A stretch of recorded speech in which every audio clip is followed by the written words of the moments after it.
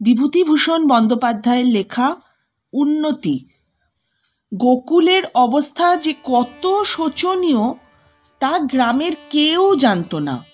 বুদ্ধিমতী গোকুলের মা নিজের দারিদ্র্য লোকচক্ষু থেকে যথাসাধ্য লুকিয়ে রাখার চেষ্টা করত, কিন্তু এবার শীতকালের দিকে অবস্থা এমনি দাঁড়ালো যে আর কোনো রকমে ঢেকে রাখা চলে না। গোকুলের মা একদিন সন্ধেবেলা ছেলেকে বলল, সত্যি গোকুল, তুই বসে বসে আর কতদিন সংসারটা মাটি করবি? একটু কিছু দেখ এবার। গোকুল পৈতৃক কোঠাবাড়ির ভাঙা রোয়াকের একপাশে বসে সান্ধ্য চা পানে নিযুক্ত, অর্থাৎ চটা ওঠা একটা কলাই করা বাটিতে সে এক প্রকার ফিকে একটা রঙের বিস্বাদ তরল পদার্থ সেবন করছিল। তাতে দুধের ছিটে ফোঁটা থাকলেও চিনির বালাই ছিল না। পুরনো খেজুর গুড়, তা সংযোগেই গোকুলের প্রাত্যহিক চা পান নিষ্পন্ন হয়। আজ ওর মা গুড় দিতেও নারাজ। ও চাইতে গিয়ে বিমুখ হয়ে ফিরে এসেছে। মায়ের কথার মধ্যে যুক্তির অভাব তো ছিল না। বাড়িতে ঠাকুর পুজো আছে, দশমী দ্বাদশী আছে, এক ভার খেজুর গুড় এসে সিকি ভারে ঠেকেছে। নতুন বছরে এখনো গুড় কেনাই হয়নি, বা কেনার পয়সাটুকুও নেই। ওইটুকু ফুরিয়ে গেলে তখন চলবে কিসে? এই গুড়ের ব্যাপার নিয়ে মায়ে ছেলের বচসা চলল সারা সন্ধেবেলা।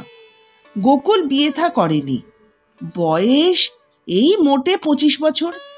বাপ মারা যাওয়ার পর লেখাপড়া ছেড়ে দিয়ে আজ 8-10 বছর বাড়িতেই বসে আছে। গরিব বামুনের সহায় সম্পত্তিহীন ছেলে, কে চাকরি দেবে? লেখাপড়ারও তেমন কিছু জোর নেই।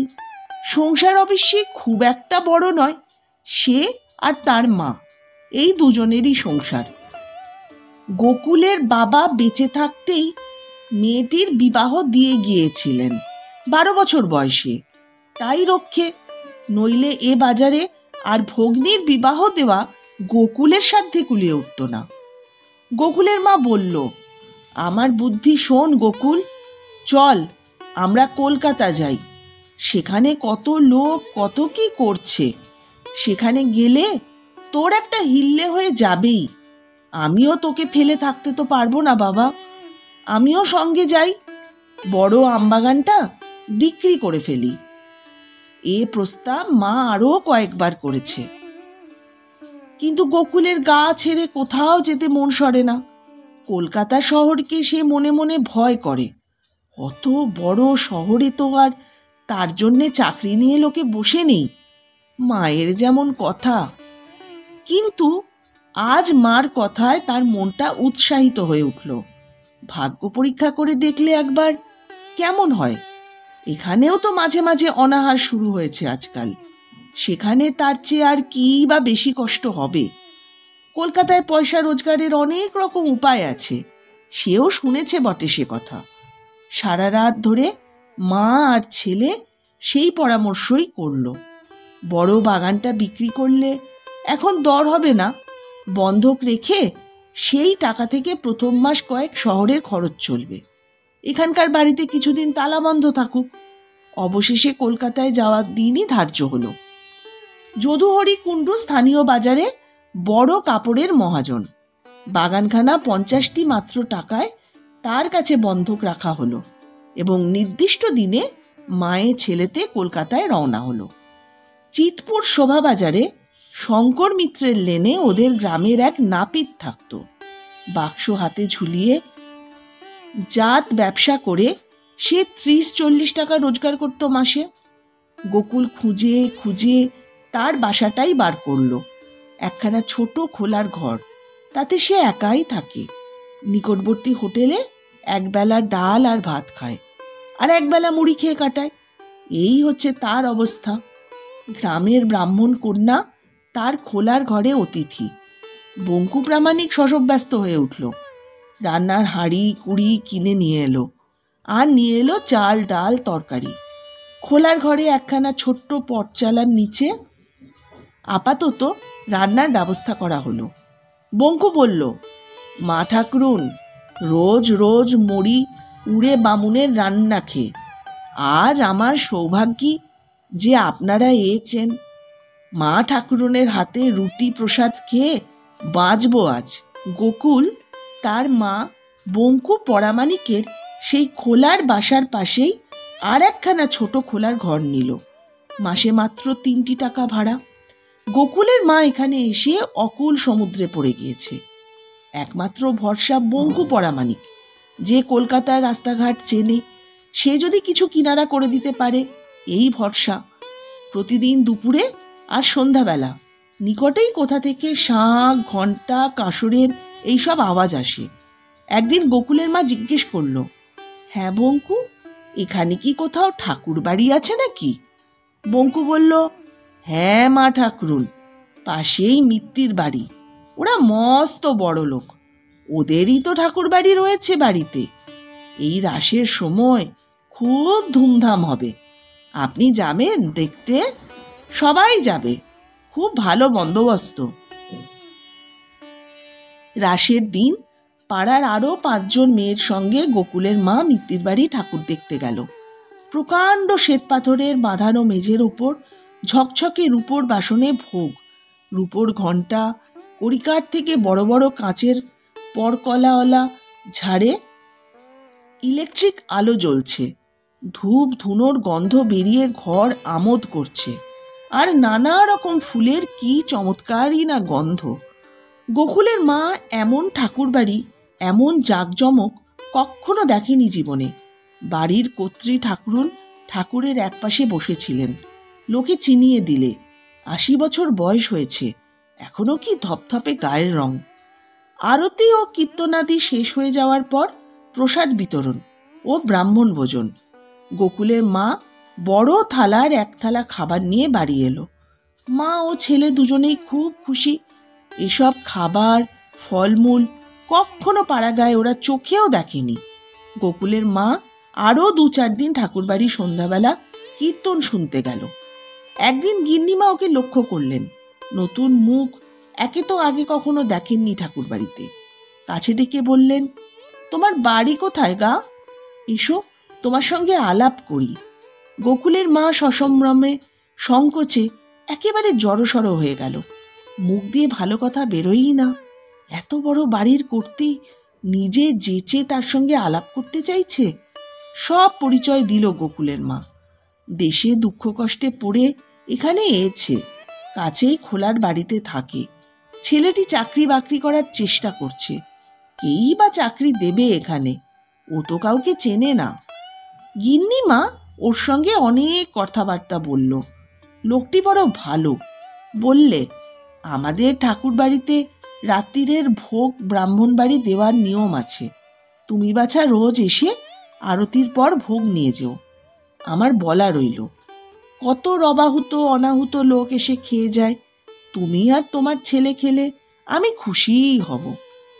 সেদিন থেকে গোকুলের মায়ের কপালে যা ঘটতে লাগলো, সে স্বপ্নেও তেমন সৌভাগ্য কখনো কল্পনা করেনি। মস্ত বড় 1 থালা ভর্তি লুচি, তরকারি, মিষ্টি, ফল মূল গোকুলের মায়ের বাড়ি নিয়ে যাওয়াই কষ্ট। কে কত খায়? বঙ্কু নাপিত পর্যন্ত লুচি খেয়ে আর পারে না। রোজ রাত্রে লুচি, রোজ রাত্রে একরাশ ফলমূল, বাদাম, পেস্তা, ছানা, মিষ্টি। বড়লোকের প্রতিষ্ঠিত বিগ্রহের নৈশভোগে যা কিছু উপকরণ সকল ওদের বাড়িতে। মাঘ মাসের দিকে ঠাকুরবাড়ির পুরাতন টহলদার মারা গেল।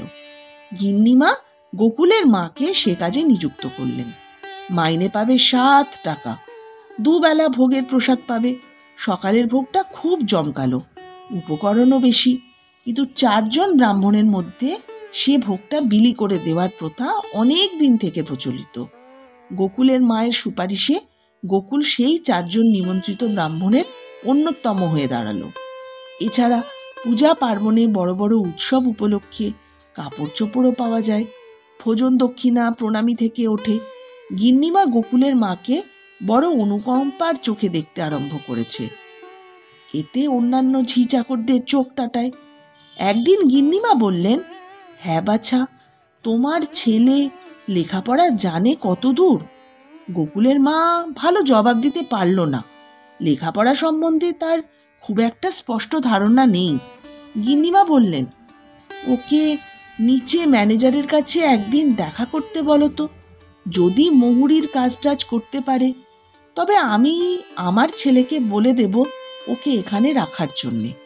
গিন্নিমার সুপারিশে গোকুল 15 টাকা মাইনের একটা চাকরি পেয়ে গেল। ওর বাংলা হাতের লেখা খুব ভালো, গ্রামে ওর হাতের লেখার বেশ খ্যাতি ছিল। গোকুলের ইচ্ছে খোলার বাড়িটা বদলায়। মা ওর কিন্তু আপত্তি করলো, বলল, বাবা এই খোলার বাড়িই কিন্তু লক্ষ্মী, এ ছেড়ে কোথাও যাব না, এ থেকে আর উন্নতি হবে না, তুই দেখে নিস। হলোও তাই। গোকুল পরের বৎসরই বিল সরকারের পদে উন্নীত হলো। এ কাজে উপরি রোজগার খুব। দেনাদারেরা কিছু কিছু ঘুষ দিয়ে নিজেদের বিলের ওয়াদা দেরিতে ফেরাতো। গোকুল মাসে ইচ্ছে করলে 50 টাকা অনায়াসে রোজগার করতে পারত, কিন্তু ও স্টেটের মুখের দিকে চেয়ে কোথাও ঘুষ নিত না। ফলে ওর টাকা বেশি আদায় হতে লাগলো। ম্যানেজারের নজর পড়ল ওর দিকে। সংসার সেরেস্তার নায়েবের পদ খালি হলো ইতিমধ্যে। বুড়ো নায়েব নালু মুখুজ্জের চোখের অসুখ হওয়ার দরুন সে পেনশনের দরখাস্ত করল। এই পদে মাসে 100-150 টাকা কমিশন পাওয়া যায় বিভিন্ন মুদি খাবারওয়ালা দোকানদারের কাছে। ন্যায্যভাবেই এটা পাওয়া যায়, এতে স্টেটের কোনো অনিষ্ট হয় না। এ কাজে একজন বিশ্বস্ত লোকেরই দরকার বটে। ম্যানেজার একদিন ওকে ডেকে বললেন, গোকুল, সংসার সেরেস্তার নায়েবের কাজের জন্য তুমি দরখাস্ত করেছ? ও বলল, আগে হ্যাঁ বাবু। ও দিয়েছিল কপাল ঠুকে একখানা দরখাস্ত করে। সেরেস্তার অনেকেই তো করেছে। ম্যানেজার বললে, তুমি কি পারবে? বড্ড হুঁশিয়ারির কাজ আর বড্ড খাটুনি। গোকুল সাহস করে বলল, খাটুনির ভয় করি নে হুজুর, আর হুঁশিয়ারির কথা বলছেন? আপনি তো বিল আদায়ের কাজও দেখেছেন আমার। আচ্ছা, তুমি 500 টাকার একটা হ্যান্ড নোট লিখে দাও স্টেটের নামে। ও কাজে 500 টাকা ডিপোজিট দিতে হবে তোমায়। তোমার মাইনে থেকে আমরা মাসে মাসে 10 টাকা করে কেটে নেব হ্যান্ড নোটের দেনার দরুন। তোমাকে আমি ও পোস্ট দিলাম, মন দিয়ে কাজ করো। গোকুল চোখে ঝাপসা দেখল। ব্যাপার কি, সে স্বপ্ন দেখছে না তো? 25 টাকা মাইনের বিল সরকারি থেকে সে 60 টাকা মাইনের সংসার সেরেস্তার নায়েবের পদে ঠেলে উঠল এই 1 বছরের মধ্যে, যে পদের উপরি কমিশনের আয় গড়ে মাসে প্রায় 150 টাকার কম নয়। কিন্তু সত্যি তারপর দিন তাকে ডেকে ম্যানেজার একখানা 500 টাকার হ্যান্ড নোট লিখিয়ে নিয়ে ওকে গিয়ে সংসার সেরেস্তার গদিতে বসতে আদেশ দিল। সেদিন গোকুলের মা ঘটা করে সত্যনারায়ণের সিন্নি দিয়ে পাড়ার লোকদের নিমন্ত্রণ করে খাওয়ালো। লোকজনের ভিড় কমে গেলে সে কাছে রমানাথ মণ্ডলের গলির বাড়ুজ্জে বাড়ির বড় বউ গোকুলের মাকে একপাশে ডেকে বললেন, মা, তোমাকে একটা অনুরোধ রাখতে হবে। আমার মেয়ে রমাকে তো তুমি দেখেছ, তুমি তো মিত্তির বাড়ির ঠাকুর ঘরে রোজ যাও, তাকে তোমাকে নিতে হবে। গোকুলের মা ভাবলে সে ভুল শুনছে। বাড়ুজ্জেদের অবস্থা বেশ ভালোই, মেয়েটিও সুন্দরী। কিছুদিন আগেও স্কুলের বাসে উঠে তাকে স্কুলে যেতে দেখা গিয়েছে। পুতুলটির মতো সেজে গুজে সে রোজ স্কুলে যায়। আজ বাড়ুজ্জে গিন্নি আপনা থেকে প্রস্তাব নিয়ে এসেছে তার সঙ্গে গোকুলের বিয়ে। সেই মোমের পুতুলের মতো সুশ্রী মেয়েটিকে পুত্রবধূ করার স্বপ্ন দেখতেও তো তার সাহস হয় না। বাড়ুজ্জে গিন্নি খুব হাঁটাহাঁটি আরম্ভ করলেন। একদিন সামাজিকভাবে মেয়ে দেখাও হলো। মেয়েকে পছন্দ না করার কোনো কারণই থাকতে পারে না। বিয়ের প্রায় সব ঠিকঠাক। বাড়ুজ্জের বাড়ি থেকে মেয়েরা দল বেঁধে পাত্র দেখতে এলো। পাত্র গোকুল বিয়ের ব্যাপারে মুখে কিছু না বললেও মনে মনে খুশিই হলো। মেয়েটি সত্যিই সুশ্রী, তার উপর ভালো অবস্থাপন্ন ঘরে স্কুলে পড়া মেয়ে। পাড়া গায়ের গরিব ঘরের ছেলে গোকুলের পক্ষে স্বপ্নের অতীত ওখানে বিয়ে হওয়া। গোকুল মাকে বলল, ঠিকুজিখানা তো মা এখানে নেই। বাড়ির বড় কাঁঠাল গাছের সিন্দুকটাতে জমি জমার কাগজপত্রের সঙ্গে এক বান্ডিলে বাঁধা আছে। আমি সেটা এই শনিবার গিয়ে রবিবার নিয়ে আসি। অনেক দিন দেশে যাওয়াও হয়নি, অমনি বাড়িঘর দেখেও আসা হবে এখন। শনিবার দুটোয় অফিস ছুটি হতেই গোকুল শিয়ালদহ স্টেশনে গিয়ে ট্রেন ধরে বাড়ি রওনা হলো। এসেছে আজ 3 বছর দেশ থেকে, এর মধ্যে আর যাওয়ার অবকাশ ঘটেনি। সন্ধ্যার কিছু আগে নিজের গায়ে ঢুকতেই হাটতলার চারদিক থেকে লোকে ওকে ছেঁকে ধরল। আজ শনিবার, গ্রামের হাট, সব লোক আজ এখানে জড়ো হয়েছে। শেষ হাটে জিনিসপত্র সস্তা হয় বলে অনেকেই বেলা শেষ করে তবে হাটে আসে। আরে গোকুলদা, বেঁচে আছিস? আমরা ভাবলাম এতদিন কোথায় ছিলে গোকুল বাবাজি, তোমার মা কোথায়? এই যে গোকুলদা, কোত্থেকে একদিন পরে, সব ভালো তো? নানা অধীর আগ্রহ ভরা প্রশ্নের উত্তর আদান প্রদান। গোকুলের বেশভূষা দেখে ওরা সবাই বুঝল ওর নিশ্চয়ই ভালো চাকরি হয়েছে কলকাতায়। সবাই এই 3 বছরের ইতিহাস শোনার জন্য ব্যস্ত। গোকুল তাদের হাত এড়িয়ে পৈতৃক বাড়ির চাবি খুলল। ঘর দৌড় বিশ্রী অপরিষ্কার হয়ে আছে, উঠোনে বন জঙ্গল গজিয়েছে, জানলা দরজায় উই ধরেছে, কড়িকাঠে বাদুড় চামচিকের বাসা। পাশের বাড়ির ছোট ছেলেকে ডেকে একটা হারিকেন লণ্ঠন চেয়ে আনলো ওদের বাড়ি থেকে। তক্তা পোস্টা থেকে এক রাস চামচিকের নাদি সরিয়ে সেখানে সুটকেসটা রাখলো আস্তে আস্তে। একটু পরে 3 মুখুজ্জের ছেলে প্রমোদ ডাকতে এলো। প্রমোদের বাড়ি যেতে গোকুলের যথেষ্ট সংকোচ বোধ হচ্ছিল।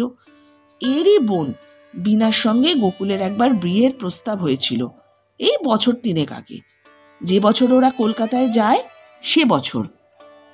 গোকুল বলেছিল চাকরি না পেয়ে সে বিয়ে করবে না। বীণার এখন বয়স হয়েছে এই 16-17, এখনো তার বিয়ে হয়নি, একথা গোকুল জানে। বীণাকে ছেলেবেলায় সে সঙ্গে করে নিয়ে কত বেরিয়েছে, কুল পেরে দিয়েছে, কত শাসন করেছে, পাঠশালার পড়া বলে দিয়েছে। বাড়ি থেকে যাবার আগে বীণা প্রায়ই ওদের বাড়িতে আসতো যেত, ওর সঙ্গে গল্প করত। কেবল বিয়ের প্রস্তাবের পরেই তাকে আর বেশি দেখা যেত না। এতদিন পরে দেশে এসে বীণাদের বাড়ি যাওয়ার একটা কর্তব্য বটে, বীণার সঙ্গে দেখা করাটাও উচিত। কিন্তু যদি বীণার মা পুরনো প্রস্তাবটি আবার পারে, এখন তো চাকরি করছো, এখন কেন আর কোনো ওজোর দেবে তুমি বাবা, এবার বিয়েটা করো। অথচ বীণাকে বিয়ে করার তো ইচ্ছে নেই গোকুলের। পাড়াগাঁয়ের মেয়ে, না জানে লেখাপড়া, না জানে গান, না জানে ভালো করে কথা কইতে। অবস্থাও খারাপ ওর বাপের। রমাকে একবার দেখার পর ওর মনে ধরেছে এমন ধরনের মেয়েকে জীবনসঙ্গিনী রূপে লাভ করা একটা সৌভাগ্য। দেখার মতো মেয়ে, তার মায়েরও আন্তরিক ইচ্ছে তার সঙ্গে বিয়ে হয় রমার।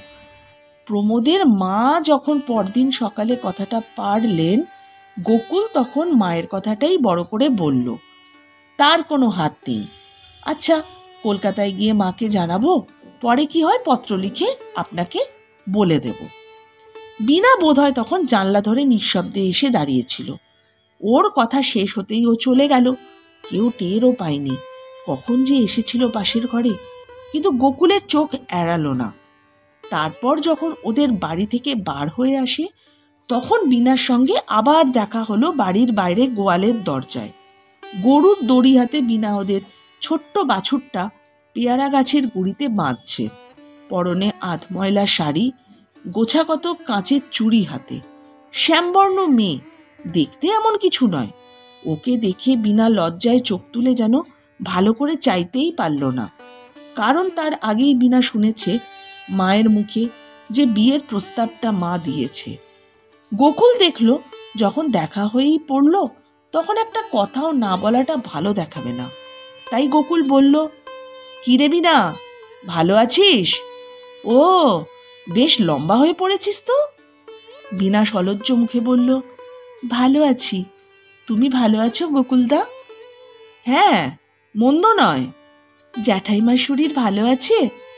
মায়ের শরীর খারাপ নয় রে, তবে সেই রাতে বাতের ব্যথা মাঝে মধ্যে জ্বালায় মাকে। বীণা আর কিছু না বলে গোয়ালের মধ্যে ঢুকে গেল। বিকেলের ট্রেনে গোকুল কলকাতায় রওনা হলো।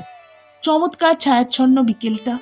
গাড়ির জানলার ধারে বসে বাইরের দিকে চেয়ে কেবলই বীণার কথা ওর মনে আসছে। দেখেও আশ্চর্য হলো বীণাকে। আজ সকালে বীণার সেই দীন মূর্তি পরনে আধময়লা শাড়ি, হাতে গোটাকত কাঁচের চুড়ি। আরও দেখে আশ্চর্য হলো, ও ভাবছে বিনার কোথায় বিয়ে হবে, কার ঘরে পড়বে বিনা এই অজপাড়াগায়।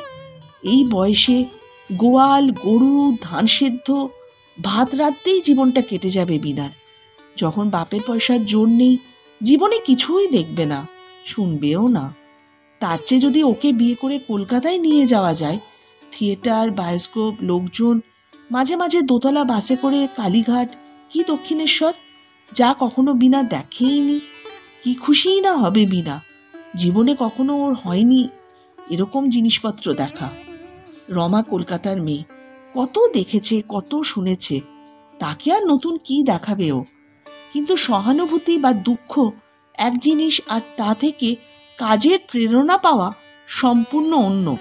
বিশেষত স্বার্থপর যৌবন চায় যা নাগালের বাইরে তাকে হাতে আঁকড়ে ধরতে, চায় তার রূপ, চায় তার উন্নতি, ছোট চায় বড়কে আয়ত্ত করার আত্মপ্রসাদ। গোকুল বিনার চিন্তা মন থেকে ঝেড়ে ফেলে দিয়ে একটা সিগারেট ধরালো। কেমন লাগলো আজকের এই গল্প উন্নতি? মানুষ যখন উন্নতির শিখরে পৌঁছে যায়, তখন সত্যি সে তার অতীতটা ভুলে যায়, আর ভুলে না গেলেও ভুলে যেতে চায়। সব মানুষই চায় আজকে যেমন আছে কালকে আরও ভালো থাকতে, আর কাল যখন আরও বেশি ভালো থাকবে তখন আজকের দিনটা ভুলে যেতে। আপনার কি মনে হয় বন্ধু? অবশ্যই জানিয়ে যাবেন আমাকে, তাতে আমার ভালো লাগবে। আর সবাই খুব খুব ভালো থাকবেন। নমস্কার।